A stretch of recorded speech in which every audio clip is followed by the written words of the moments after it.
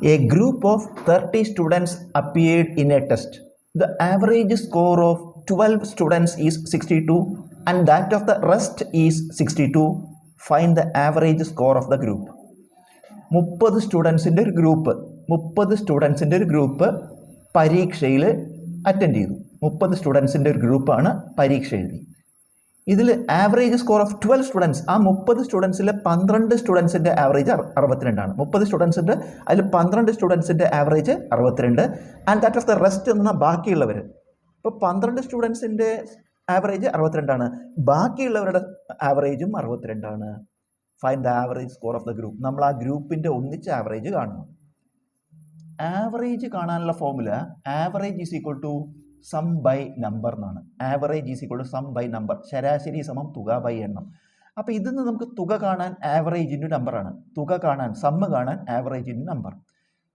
അപ്പോൾ നമുക്ക് 12 കുട്ടികളുടെ ആവറേജ് 62ആണ്. അപ്പോൾ 12 കുട്ടികളുടെ സമ്മ് കാണാൻ മൾട്ടിപ്ലൈ ചെയ്യാം. 12 കുട്ടികളുടെ ആവറേജ് 62, അപ്പോൾ 12 കുട്ടികളുടെ സമ്മ് 12 × 62. ഇനി 12 കുട്ടികൾ കഴിഞ്ഞാൽ ബാക്കി എത്രയുണ്ട്? 30ലേക്ക് 18 ഉണ്ട്. 30 നിന്ന് 12 കുറച്ചാൽ 18. ആ 18 കുട്ടികളുടെ ആവറേജ് 62ആണ്. 18 കുട്ടികളുടെ ആവറേജ് 62. അപ്പോൾ ആ 18 കുട്ടികളുടെ ആകെ എന്ത് വരും? 18 കുട്ടികളുടെ സമ്മ് 18 × 62.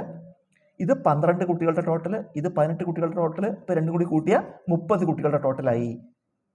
അപ്പോൾ ആകെ ആവറേജ് കാണാൻ സം ബൈ നമ്പർ, ഇത് സമ്മാണ്, ബൈ നമ്പർ എത്രയാണ്? ആകെ 30. ഇത് ചെയ്യുക.